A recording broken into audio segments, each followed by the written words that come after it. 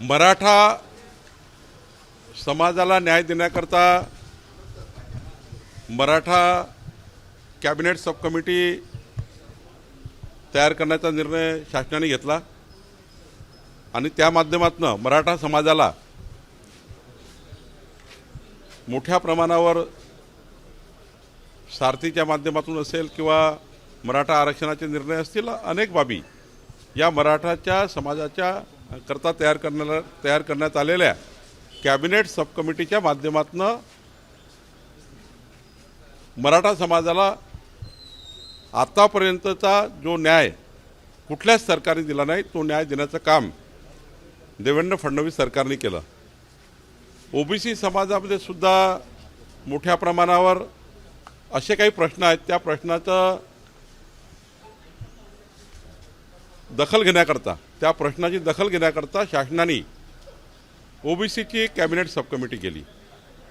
पण मराठा समाजाकरता तयार करण्यात आलेली विखे पाटील साहेबांच्या अध्यक्षतेखालील कॅबिनेट सब कमिटी आणि माझ्या अध्यक्षतेखाली तयार करण्यात आलेली ओबीसी समाजाची सब कमिटी, या दोन्ही सब कमिट्या मराठा आणि ओबीसी समाजाचं या समाजात मतभेद तयार होणार नाही। दोन्ही समाज गावामध्ये आणि या महाराष्ट्रात गुण्यागोविंदाने नांदेल। दोन्ही समाज हा समोरासमोर येणार नाही।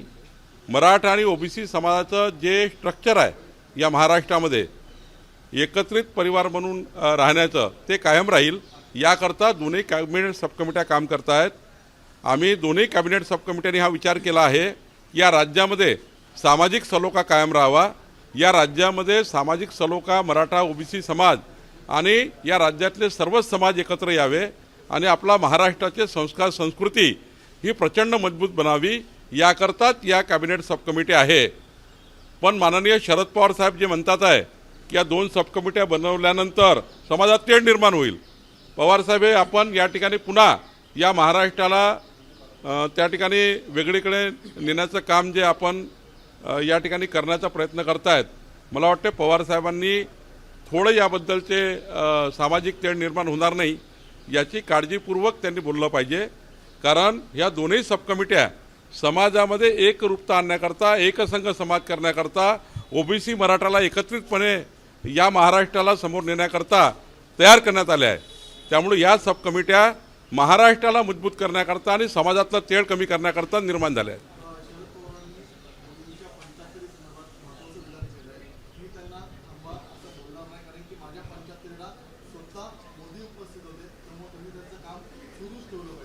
नाही, पवार साहेबांनी जे सांगितलं ते योग्यच आहे, त्याबद्दल आम्हाला त्यांचा आदरच आहे की मोदीजी हे शरद पवार साहेबांच्या 75व्या अमृत महोत्सवी वाढदिवसाला आले होते। ते आमचे संस्कार आहे, ती आमची संस्कृती आहे। पण सर्वांनीच या राज्याच्या सर्व राजकारण्यांनी संस्कृती संस्कार जपावेत ही आमची इच्छा आहे। शरद पवार साहेबांनी जे आज स्टेटमेंट केलं की राजकारण्यांनी संस्कृती आणि संस्कार जपावेत, आम्ही या भूमिकेमध्येच आहोत आणि या भूमिकेतनं महाराष्ट्रात काम करतो आहेत। माननीय देवेंद्र फडणवीसजी सुद्धा या भूमिकेत काम करतात आहे की या महाराष्ट्रातला सामाजिक सलोखा कायम राहावा, या महाराष्ट्राचे संस्कार आणि संस्कृती कायम राहावी। पण सकाळी रोज झोपून उठल्या 9 वाजता या राज्याची संस्कार संस्कृती कुठं जातं?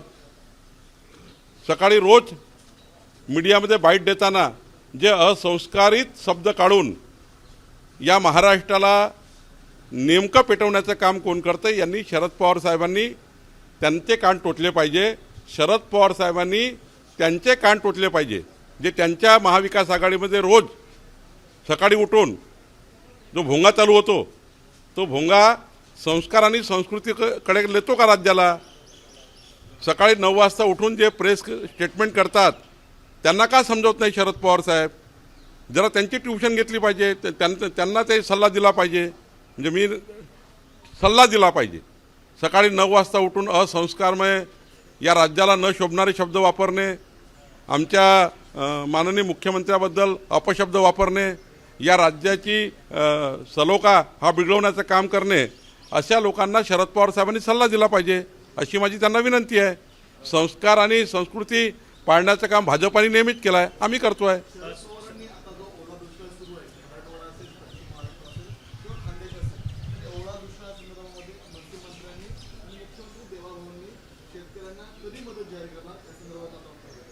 आमच्या रोजच्याच आठवड्याच्या कॅबिनेटमध्ये हा विषय असतो. विषय क्रमांक 2 पहिला असतो या राज्यातल्या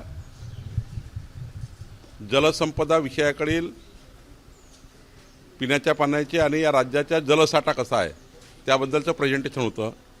आणि कॅबिनेटच्या मध्ये दुसऱ्या क्रमांकावर पीक पाण्याची परिस्थिती हा विषय कॅबिनेटसमोर प्रत्येक आठवड्याला येतो. आणि प्रत्येक आठवड्यामध्ये कॅबिनेटसमोर कुठल्या कुठल्या भागातले पंचनामे झाले, कुठल्या पंचनामे झाल्यानंतर त्या भागात मदत झाली, कुठल्या भागात मदत झाली नाही, याचा आढावा प्रत्येक कॅबिनेटमध्ये होत असतो. मला असं वाटतं की माननीय मुख्यमंत्र्यांनी परवाच्याही कॅबिनेटमध्ये स्पष्टपणे संपूर्ण पालकमंत्र्यांना, संपूर्ण कलेक्टरला, मंत्रालयीन प्रशासनाला सूचना दिल्या आहेत की ज्या दिवशी त्या ठिकाणी शेतकऱ्याचे नुकसान झालं त्याच दिवशी पंचनामे करा आणि पंचनामे करून त्या शेतकऱ्यांना तातडीची मदत करा, असं प्रत्येक कॅबिनेटच्या दिवशी माननीय मुख्यमंत्री हे या ठिकाणी त्याचा आढावा घेत असतात. पण शरद पवारांनी देवा बाहू असा उल्लेख केला, कारण आपण जर पाहिलं काही दिवसापूर्वी जाहिराती ज्या आल्या होत्या त्या जाहिरातीवरती निशाणा जो आहे तो त्यांना साधायचा होता. म्हणून त्यांनी असं म्हटलं की कुठेतरी जाहिरातच्या अभावी शेतकऱ्यांकडे तुम्ही लक्ष द्या. ज्या पद्धतीने छत्रपती शिवाजी महाराजांनी स्वतः नांगर ओढून किंवा शेत नांगरून शेतकऱ्यांचं दिलं होतं, यातून काहीतरी बोध घ्या असंही पवार म्हणाले. छत्रपती शिवाजी महाराजांच्या संस्कार आमच्यावर आहेत. छत्रपती शिवाजी महाराजांची प्रेरणा घेऊनच आमचं सरकार, देवेंद्र फडणवीसचं सरकार काम करतं आहे. आम्हाला कुठल्याही बाहेरच्या व्यक्तींनी फार त्या ठिकाणी याबद्दल सल्ले देण्याची गरज नाही. आमचं सरकार हे छत्रपती शिवाजी महाराजांच्या प्रेरणेवर काम करतं आहे. आणि त्यामुळं शरद पवार साहेबांनी जे काही आम्हाला सूचना दिल्या आहेत की शेतकऱ्याकडे तुम्ही लक्ष द्या, शेतकऱ्याचे पंचनामे करा, त्याकरता सरकार ॲक्टिव्ह मोडला आहे. आम्ही त्यानुसार कारवाई करतो आहे. शेतकऱ्यांना पूर्ण मदत झाली पाहिजे. या बाकी योजनेचं काय व्हायचं ते होईल, पण शेतकऱ्याची नुकसान झाल्यावर शेतकऱ्यांना तातडीनं मदत व्हावी याकरता सरकार ॲक्टिव्ह मोडमध्ये आहे.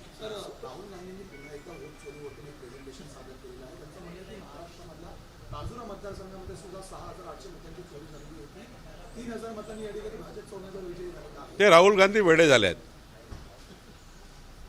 आणि जेव्हा निवडणूक आयोगाने या सर्व मंडळींना देशातल्या खुलं आव्हान दिलं होतं की ज्यांना EVM बद्दल काही आक्षेप असतील त्यांनी निवडणूक आयोगासमोर या, तुमचे प्रेझेंटेशन घेऊन या, तुमचे टेक्निकल तुमचं ज्ञान घेऊन या.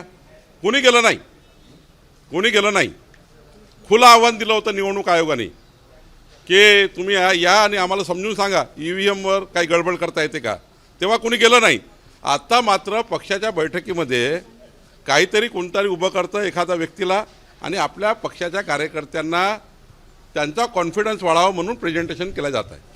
निवडणूक आयोगाने बोललं तेव्हा का नाही गेले. सुप्रीम कोर्टाने यावर टिप्पणी केली आहे.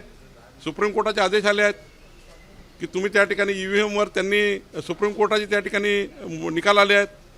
तुम्ही जेव्हा सुप्रीम कोर्ट किंवा निवडणूक आयोग जेव्हा याबद्दल तुम्हाला चर्चेकरता बोलवतं किंवा खुलं आव्हान करतं तेव्हा तुम्ही अंडरग्राऊंड होऊन जाता आणि पक्षाच्या बैठकीत मात्र आपली पार्टी टिकवण्याकरता निवडणूक आयोगाविरुद्ध खोटे खोटे प्रेझेंटेशन करता. हे वेडेपणा आहे, हा खोटारडेपणा आहे. आणि या खोटारडेपणाने काही होणार नाही. कुठल्याही महाराष्ट्रातल्या कुठल्याही मतदारसंघामध्ये कुठेही होटचोरी झाली नाही. आता फक्त पक्ष टिकवण्याकरता, नेतृत्व टिकवण्याकरता, कार्यकर्ते टिकवण्याकरता हा प्रपंच मांडला असं मला वाटतं.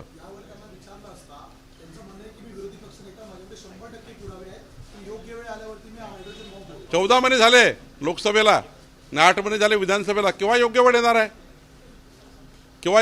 आहे? 8 महिने झाले विधानसभेला आणि 14 महिने झाले लोकसभेला. गेली वेळ ती आता आक्षेप घ्यायची आणि घ्या तुम्ही आक्षेप, पण जनता तुमचा काही आक्षेप ऐकणार नाही. जनता हे समस्या जनतेला की तुम्ही खोटं बोलताय, खोटारडेपणा करताय, तुम्हाला जनतेने नाकारला आहे. आणि मी तुम्हाला दाव्याने सांगतो पुन्हा एकदा यांनी आतापासनं आतापासनं त्यांनी राहुल गांधींनी महाराष्ट्रात येऊन येणाऱ्या स्थानिक स्वराज्य संस्थेच्या निवडणुकीमध्ये आतापासनं तयारी करावी, नाहीतर उद्या हे म्हणतील पुन्हा म्हणजे 51% मतं घेऊन महायुती जिंकणार आहे नगरपालिका, महानगरपालिका, जिल्हा परिषदमध्ये. आणि उद्या काय होईल, हे जेव्हा आम्ही जिंकू तेव्हा पुन्हा म्हणतील मशीन बिघडली होती, ते मतदार यादी चुकली होती, आमच्या त्या ठिकाणी व्होट चोरी झाली. आता पुन्हा आजमावून घ्या. म्हणजे येणाऱ्या स्थानिक स्वराज्य संस्थेमध्ये तुम्ही जरा एकदा पुन्हा आजमावून घ्या की व्होट चोरी झाली आहे की खरंच त्या ठिकाणी मतदान झालं आहे. मी तुम्हाला दाव्याने सांगतो 51% मतं घेऊन पुन्हा या महाराष्ट्राची जनता महायुतीला निवडून देणार आहे. आणि हे लोक या व्होट चोरी करून आपला पक्ष कमजोर करण्याचं काम करतायत.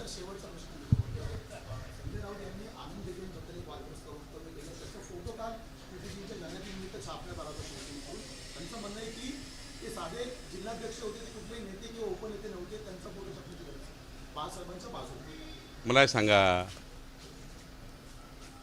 ॲडव्हर्टाईज देणे किंवा ॲडव्हर्टाईजमेंटचा एखादा मजकूर कमी जास्त होणे किंवा कधीकधी आपण छापण्यामध्ये फोटोमध्ये जे काय आपला भाव असतो, भावना काय आहे, भावना काय आहेत, वेगळ्या भावना आहेत का, चुकीच्या भावना आहेत का? हिंदू हृदय सम्राट बाळासाहेब ठाकरेजी हे सर्वांकरता आदर्श आहे, आमच्याकरता आदर्श आहेत. आणि आनंद दिघे साहेबांनी त्या ठिकाणी त्यांची फोटो लावली असेल, यांच्या पोटात काय दुखते आहे, यांच्या पोटात दुखण्याचं कारण काय? व्यक्ती पदानी किंवा कुठल्याही पक्षाचं पद असो किंवा सरकारचं पद असो, माणसं पदाने मोठे होत नाही, पद छोटं असो की मोठं असो, त्या व्यक्तीच्या जीवनातला त्यांनी काय कार्य केलं हे महत्त्वाचं असतं. आणि त्यामुळं एखादा फोटो कमी जास्त लावणे, कमी जास्त वरखाली असणे यापेक्षा भावना या आहेत की हिंदू हृदय सम्राट बाळासाहेब ठाकरेजी हे आमच्या सर्वांकरता आदर्श आहे.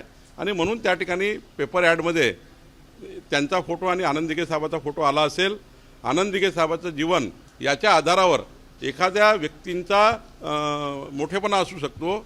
कुठल्याही पदाने माणसं मोठे होत नाही, व्यक्तीच्या जीवनातल्या त्यांनी केलेल्या कार्यामुळं माणसाचे मोठेपण असतं. या देशामध्ये, या जगामध्ये असे अनेक लोक आहेत जे कुठल्या पदावर नाही आहे, पण त्यांचं जीवन हे प्रेरणा घेणारे जीवन आहेत. त्यांच्या जीवनातनं आपण शिकू शकतो असेही जीवन आहेत. त्यांच्या जीवनाचा आदर्श घेऊन त्यांचा फोटो कोणी लावला असेल तर मला वाटतं यामध्ये टीका टिप्पणी करण्यात काही तथ्य नाही.